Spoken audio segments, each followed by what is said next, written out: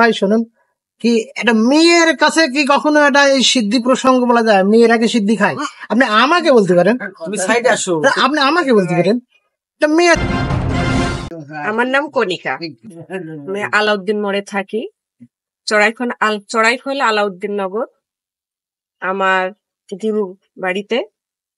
তো আমি তো দেখলাম একটা আপনি সাধু সঙ্গেই আছেন, তো হ্যাঁ। আসলে আপনি কি এই সাধু সঙ্গে কি শিষ্যতা গ্রহণ করেছেন কিনা? জি। আচ্ছা, কেন গ্রহণ করলেন বলেন তো? আপনার বয়স তো দেখছি অল্প। এই বাড়িতেই আমার জন্ম। আমার নানার কাছে আমি মুরিদ হয়েছি, সেই আমার গুরু। ছোটবেলা থেকে তার কাছেই শিক্ষা গ্রহণ করেছি। আপনি কি শিক্ষাটা একটু পেয়েছেন, যে সেই শিক্ষাটা আসলে আপনার দ্বারাই তো মানুষ তো উপকার হতে পারে? শিক্ষা গ্রহণ ছোটবেলা থেকেই দেখছি, মানুষকে ভালোবাসলেই মানুষের ভিতরেই মানে সবকিছু জয় করা যায়, মানুষের মন জয় করা যায়। মানুষকে ভালোবাসলেই সৃষ্টিকর্তাকে ভালোবাসা যায়। সেই ক্ষেত্রে কি আপনি কি আসলে পেয়েছেন কিনা বা দিয়েছেন কিনা মানুষকে? হ্যাঁ, মানুষকে ভালোবাসার জন্যই তো আজকে এই জায়গায় এসে সবার সেবা যত্ন করার চেষ্টা করছি। আচ্ছা, এখানে একটা কথা আসছে যে আসলে সাধু সঙ্গ মানেই একটা প্রচলিত একটা কথা আসছে যে একটা মানে দৃষ্টিভঙ্গিটাই ভিন্ন হয়, যে অবাধ মেলামেশা চলাফেরা। আসলে এই কথাটা আপনি কি বলবেন আসলে ভিতর ঢুকে? আচ্ছা, আমার তো এরকম কিছু আমি দেখি নাই, আমার চোখে পড়ে নাই।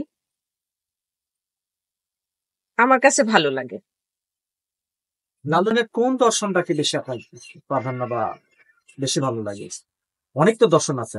হ্যাঁ, লালনের হচ্ছে মানুষকে ভালোবাসে তারা, মানুষ নিয়েই তাদের চলাচল, এইটাই। আমি একটা আপনার মাধ্যমে জানতে চান, যেহেতু আপনি এই লাইনে কত বছর বললেন এখানে আসা? আমি ছোটবেলা থেকে, মানে আমার জন্মই এখানে। ছোটবেলা থেকে আর কি, যেহেতু এই পরিবারেই আপনার জন্ম, তো সেক্ষেত্রে আসলে মানুষকে ভালোবাসা বাদে বা এইখান থেকে কোনো অন্যায় কিছু কি শেখা যায় কিনা, বা অনেকে যেটা আমরা প্রচলিত, যেটা আমি আগেই বললাম আর কি, যে আসলে মানুষের ভিতরে একটা ভ্রান্তিক ধারণা থাকে, যেখানে লালন যারা অনুসারী, লালন যারা তারা গাঁজা খায় বা একসাথে চলাফেরা করে। আসলে সেই জায়গা থেকে, সেই দৃষ্টিকোণ থেকে আপনি একজন এখানকার ডিপার্টমেন্টের একজন মানুষ হিসেবে, যেহেতু এখানকার বংশ মানে জন্ম নিয়েছেন আর কি, আপনি কি বলবেন?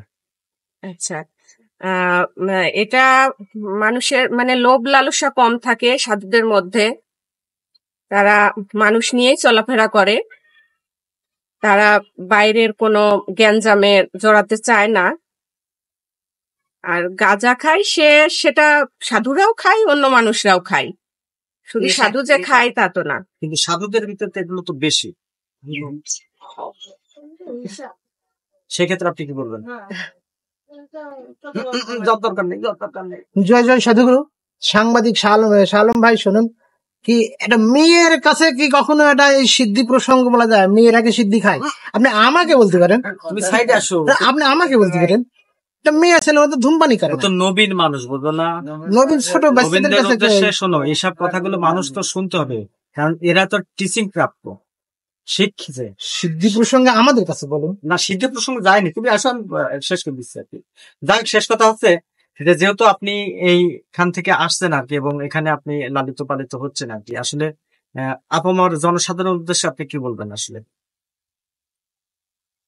এই সেক্টরটাকে নিয়ে, যারা ভ্রান্তিক কথাবার্তা বিভিন্ন রকম ছড়াই বেড়ায়, আসলে তাদের উদ্দেশ্যে কি বলবেন?